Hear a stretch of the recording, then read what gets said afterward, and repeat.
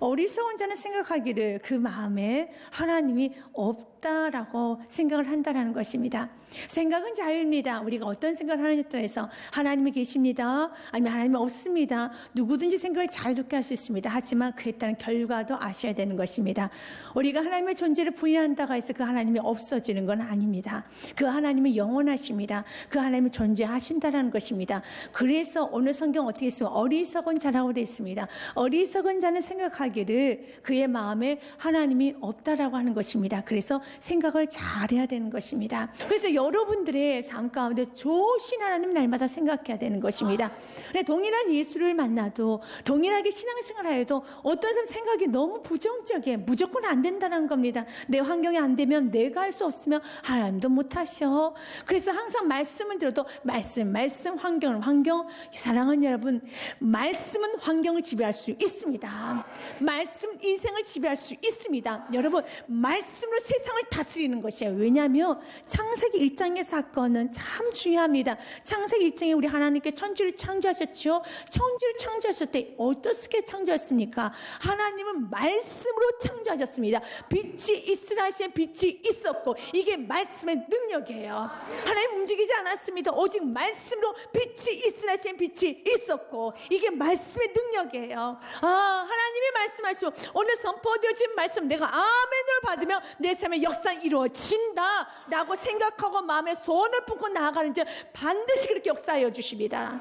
그냥 부정적으로 생각합니다. 말씀을 들어도 말씀이 내 삶의 역사가 될까? 그런 사람 정말 역사가 안 되는 것입니다. 그래서 잠언 4장의 말씀은 너무 중요한 말씀이에요. 23절 말씀에 보면은 가장 너가 지켜야 되는 거 돈 아니야.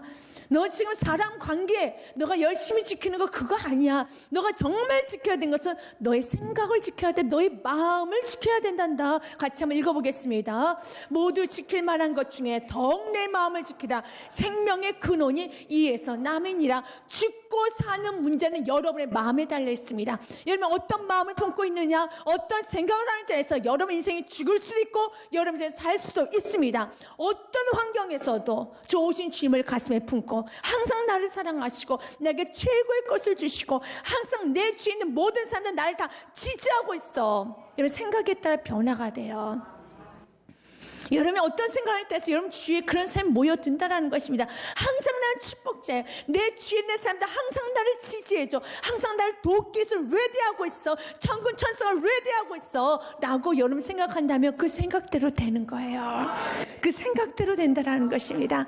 그래서 너가 지킬 것은, 너가 참 지킬 것이 많은 줄 알아. 그러나 너는 더욱 내 마음을 지키라. 생명의 근원이 이에서 남이니라. 어느 어리석은 자들은 마음을 지키지 못합니다. 여러분 세상의 마음을 다 뺏겨서 이렇게 결론 내린다고 합니다. 오늘 성경에 뭐라고 되어 있습니까? 어리석은 자는 하나님이 없다고 마음에 결정을 합니다. 하나님이 없다고. 그러나 하나님이 없지 않습니다. 하나님은 존재하고 계신다는 것입니다. 그럴 때 우리 이런 생각을 합니다. 왜 하나님은 없다고 하는 것일까? 왜 없다고 하는 것? 정말 그들이 몰라서 그러는 것일까? 나는 하나님 믿고 있기 때문에 그래, 나는 믿어. 근데 저 사람이 정말 모르니까 모른다는 거 아닐까? 정말 하나님을 모르니까 모른다 하지, 나는 믿고 있지만 저 사람 정말 모르는 거 아닐까? 여러분 어떻게 생각하십니까?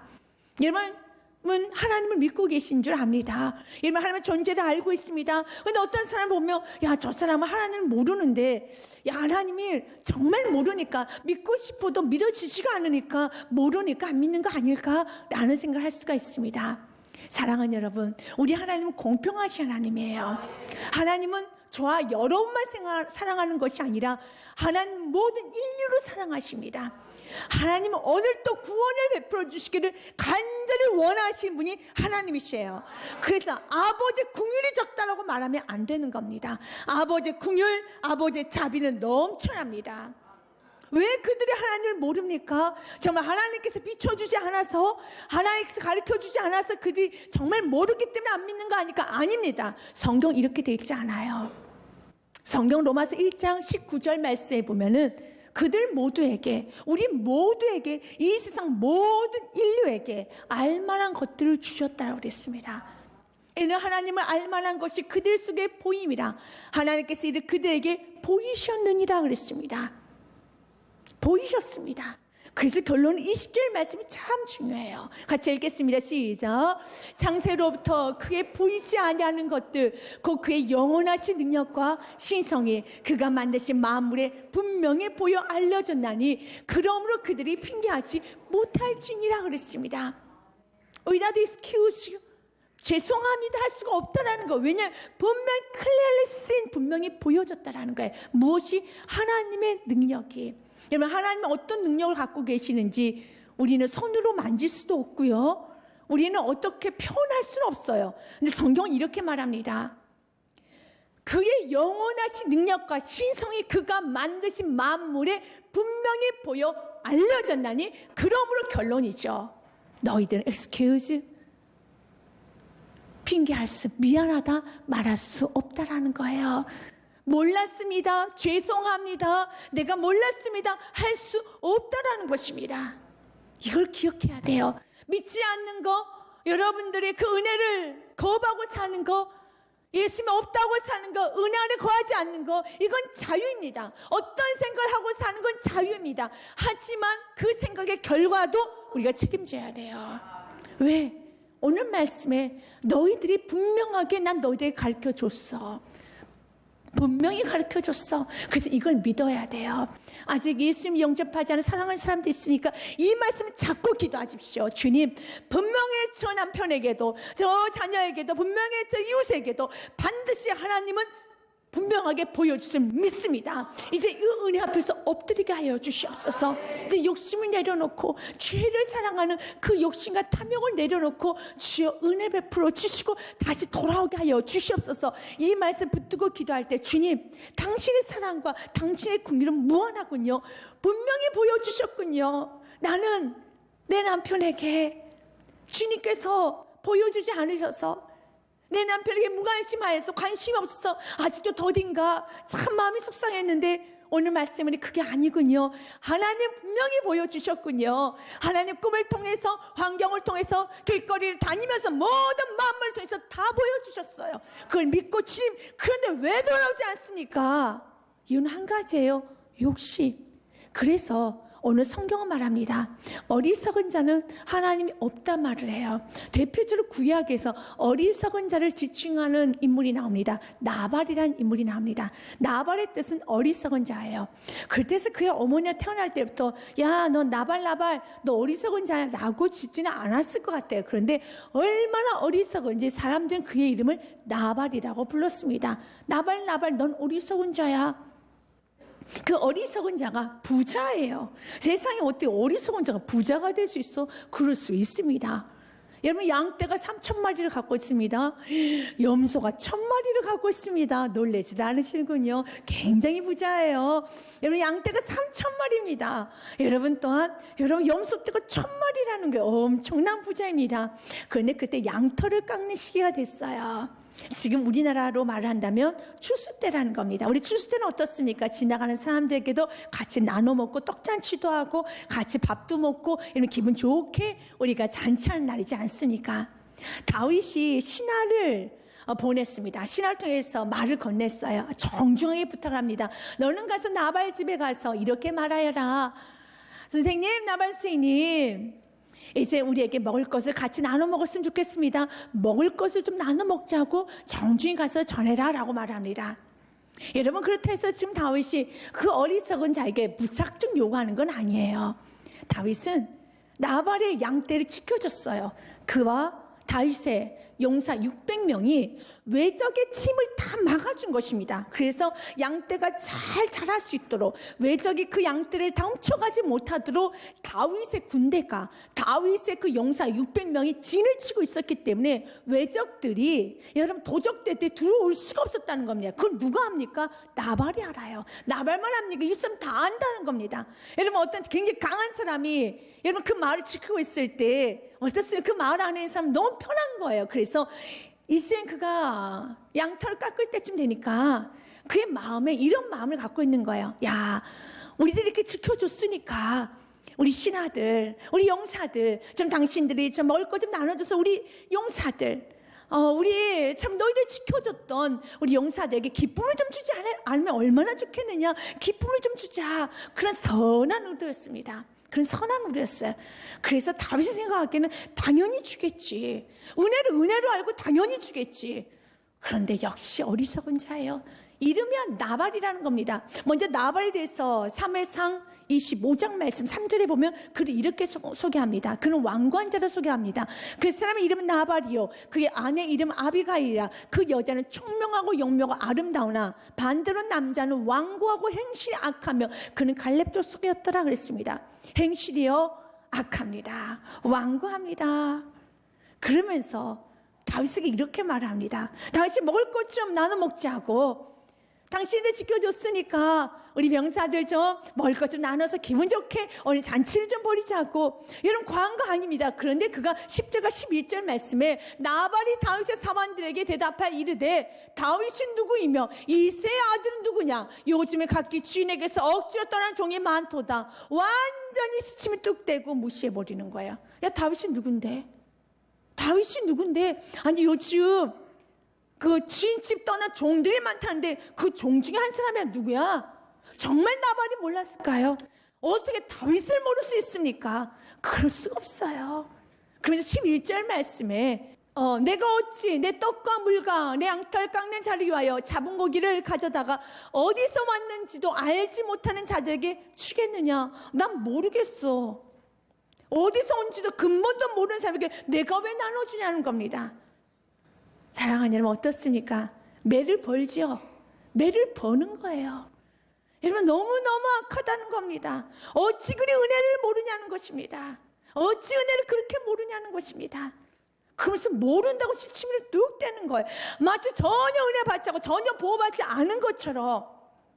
그러면서 자기 양떼라는 겁니다. 내 떡이라는 겁니다. 내 물이라는 겁니다. 결과 어떻게 합니까? 다윗이 이 말을 듣고 칼을 들어라 그래요. 그리고 죽이겠다는 겁니다. 오늘 말씀에 보니 이렇게 되어 있어요. 말씀에 21절과 22절 말씀에 보니 다윗이 이 말하기를 내가 이자의 소유물을 광야에서 지켜 그 모든 것을 하나도 손실이 없게 한 것이 진실로 허사라. 야, 내가 얘게 이렇게 은혜 베풀어 주니 진실로 내가 헛짓을 했구나 허사라. 그가 악으로 나의 선을 갚는도다. 22절 같이 읽겠습니다. 내가 그에게 속한 모든 남자 가운데 한 사람에도 아침까지 남겨두며 하나님은 다윗에게 벌을 내시고 또 내리기를 원하노라 하였더라. 은혜를 모르면은요 벌 받아요.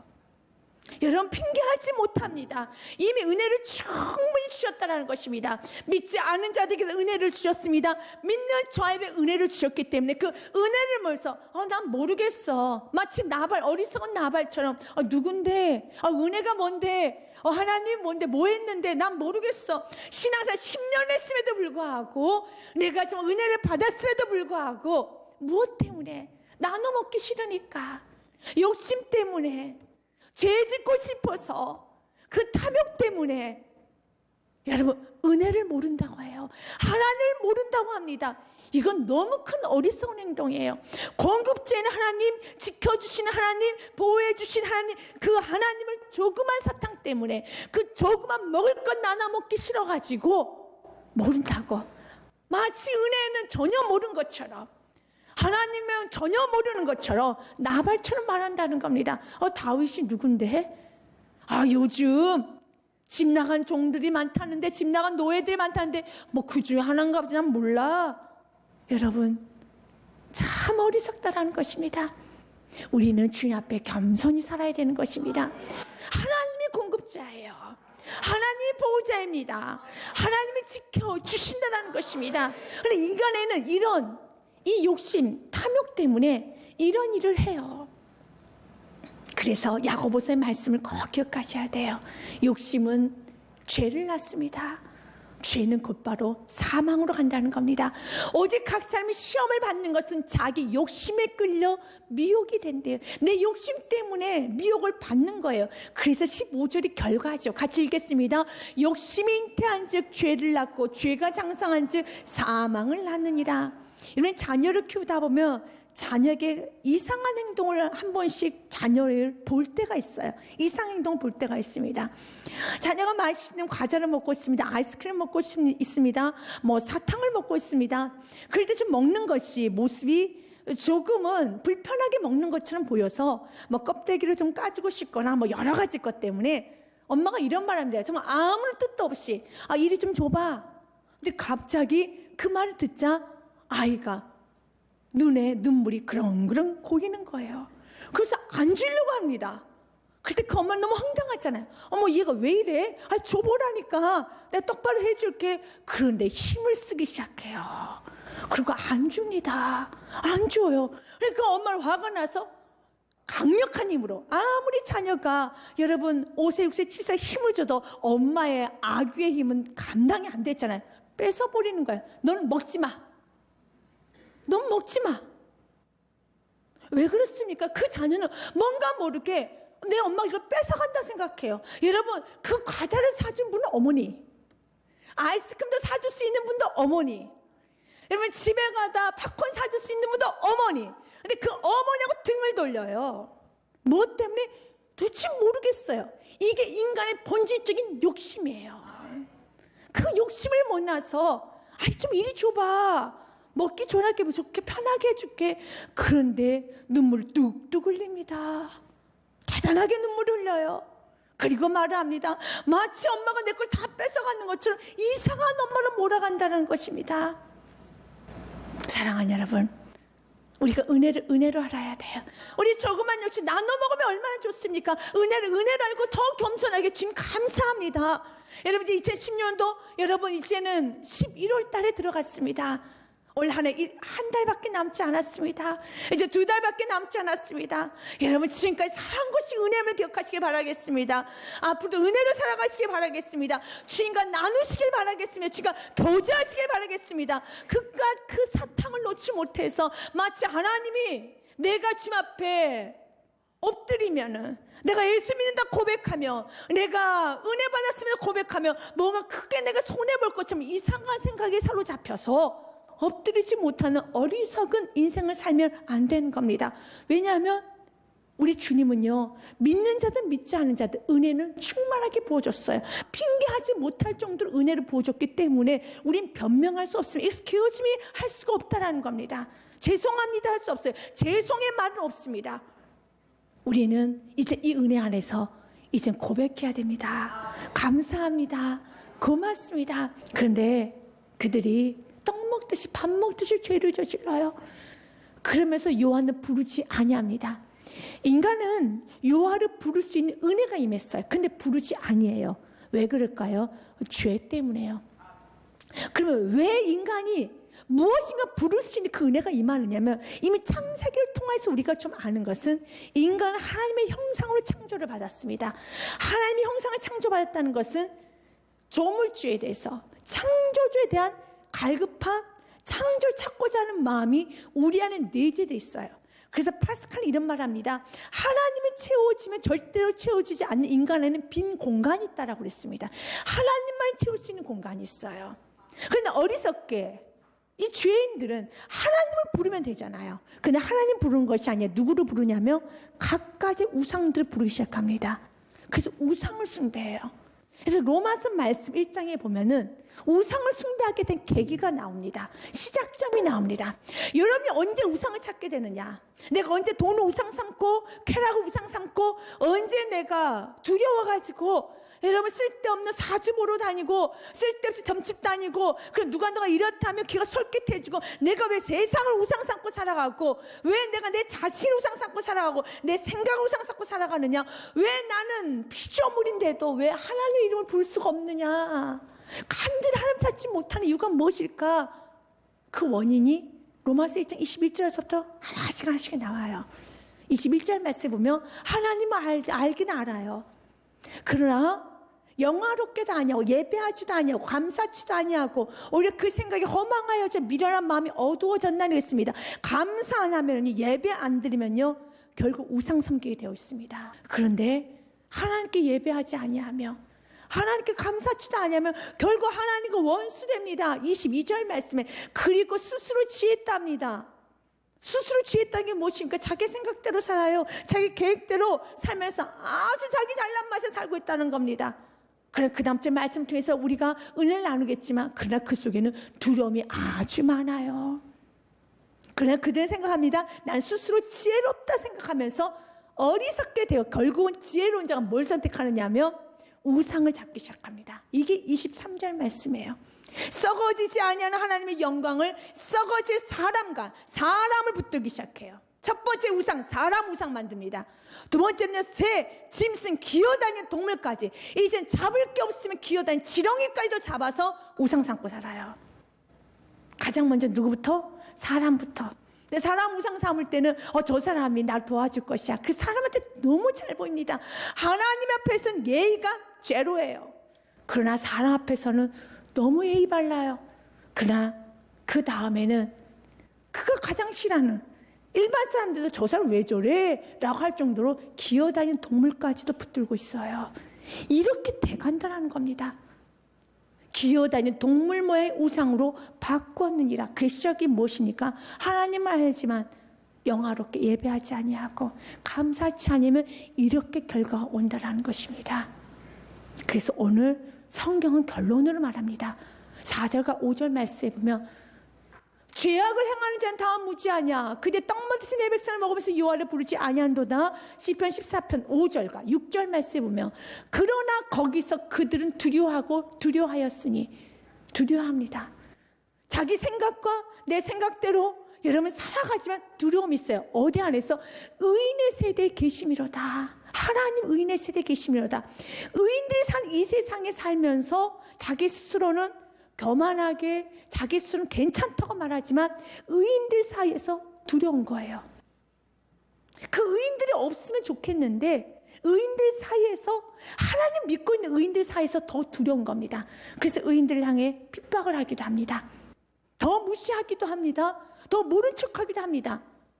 그래, 의인들 세대에 하나님 계시거든요. 너는 핍박을 하지만, 너는 모른다 하지만 그래 여전히 하나님은 살아계셔. 그래서 6절 말씀을 잠깐 보겠습니다. 같이 읽겠습니다. 시작.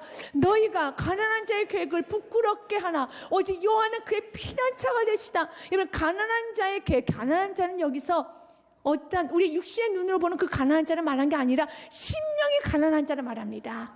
하나님을 간절히 찾는 그런 가난한 자 계획을 악인들은 부끄럽게 해요. 그래서 네가 그렇게 해봤자 아무것도 안 될 것이야. 너는 아무것도 안 될 것이야. 끝이 부끄럽게 만듭니다. 그러나 여호와는 그의 피난처가 되세요. 결국은 그의 승리로 갑니다. 여러분, 쫓기는 다윗, 쫓아오는 사울, 누가 더 평안이 있습니까? 시편 14편, 시편 4편 말씀에 보면 이렇게 되어 있습니다. 시편 4편 8절에 다윗의 고백이죠. 같이 읽겠습니다. 나는 평안히 눕고 자기도 하리니 나를 안전히 살게 하시니 이는 오직 여호와이시니다. 아멘. 쫓기는 다윗은 평안이 있습니다. 그래, 쫓고 있는 사울은 두려워해요. 여러분의 삶이 지금 두렵다라면, 여러분의 삶이 지금 무섭다라면 주께 예배를 하십시오. 주님을 간절히 찾으십시오. 감사를 하십시오. 그러면 그 두려움은 사라지게 되어 있습니다. 사단이 가장 많이 주는 것이 무엇입니까? 두려움이에요. 그리고 결국 그 두려움의 끝이 무엇인지 아십니까? 하나님이 없었으면 좋겠다예요. 세상에. 여러분, 그 하나님 붙들어야 되는 것입니다. 여러분, 마치 자녀들이, 어리석은 자녀들이 친구의 유혹을 받았어요. 아니, 본인의 욕심이죠. 미혹에 따라갔어요. 유혹을 받았습니다. 본인의 욕심 때문에 여러분 집을 나갔어요. 그래서 실컷 놀았습니다. 그런데 돈이 떨어졌어요. 그리고 친구도 이제는 집에 들어간다고 그래요. 나도 집을 들어가야 돼요. 그런데 그때 무서운 생각이 들어요. 오늘 말씀 두려운 생각이 들어요. 두려워서 오늘 엄마 아빠 또 혼날 거야. 맞을지도 몰라. 나 오늘 어떻게 될지도 몰라. 여러 가지 두려운 생각에. 근데 그 두려운 생각 끝은 어떻게 간지 아시면 참 어리석게 이렇게 생각합니다. 부모가 없었으면 좋겠다. 아빠가 죽었으면 좋겠다. 생각을 하는 거예요. 이게 무신론이에요. 사랑하는 여러분, 근데 이 엄청나고 어리석은 생각, 나에게 밥을 주고 학교를 보내주고 학원을 보내주고 나에게 집을 주고 내 앞으로 도와주실 부모가 없었으면 좋겠다는 게 얼마나 어리석습니까? 그 복을 차는 거예요. 어떨 때? 죄 가운데 있을 때. 근데 그 죄 가운데 우리는 너무 연약해서 항상 우리도 죄 가운데 있습니다. 하지만 사단이 두려움을 줘요. 그 두려움 때문에 어떻게 합니까? 하나님이 없었으면 좋겠다. 아버지가 없었으면 좋겠다. 부모가 없었으면 좋겠다. 그런 거예요. 너무 어리석어요. 그래서 어리석은 것입니다. 우리가 신앙생활 제대로 하지 못하면요, 차라리 하나님이 안 믿었으면 좋겠다. 없었으면 좋겠다. 그러나 그 하나님은 내가 없다 해서 없어지는 것도 아니지만 그 하나님이 나의 공급자예요. 그래서 여러분이 두려움이 몰려오면 여러분 주 앞에 돌아올 수는 없어요. 계속 부인하게 됐습니다. 사단의 끝이 두려움과 무서움을 줘요. 이 시간에 주님의 사랑 안으로 들어오십시오. 주님은 여러분 있는 모습 그대로 안아주십니다. 여러분은 주님은요 그대로 쓰다듬어 주십니다. 그리고 여러분에게 축복하여 주십니다. 먼저 주 앞에 들어와서 주님, 당신 나의 창조주십니다. 당신은 나의 구원자이십니다. 당신은 나의 전부십니다. 그것부터 시작을 하여서 주님, 내가 주의 뒤를 따르겠습니다. 다시 하나님께 예배하겠습니다. 감사하겠습니다. 너무 세상 유혹과 미혹에 많이 빠져서 내 생활이 좀 엉클어진 사람들이 있다라면 다시 주께 돌아서 예배부터 회복하십시오. 감사부터 회복하십시오. 그러면요 모든 건 다 풀리게 돼 있어요. 성경은 말합니다. 하나님은 의인의 세대에 계심이로다. 하나님은 의인의 세대에 계십니다. 하나님은 계십니다. 하나님 간절히 찾는 자에게 하나님 만나 주신다고 약속하셨습니다.